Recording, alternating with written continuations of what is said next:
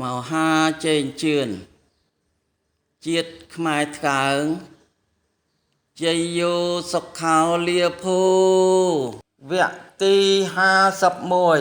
51គុណតម្លៃការធ្វើកិច្ចបដិការៈតបគុណតតែងកាយាការប្រពធ្វើពិធីតតែងកាយា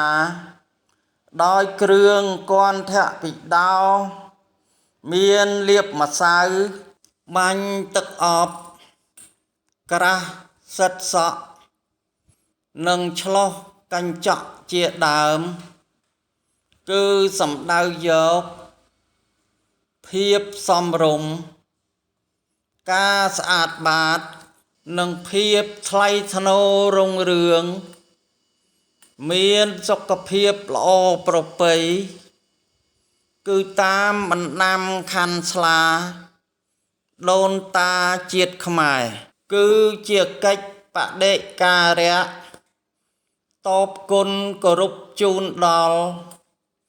លោកអ្នកដ៏មានគុណដែលលោកតែងតែយកចិត្តទុកដាក់ក្នុងការថ្នាក់ថ្នមកូនកន្លងមកគឺលោកខ្លាចកូនមិនបានល្អមិនស្អាតមិនឆ្លាតទាន់សម័យកាល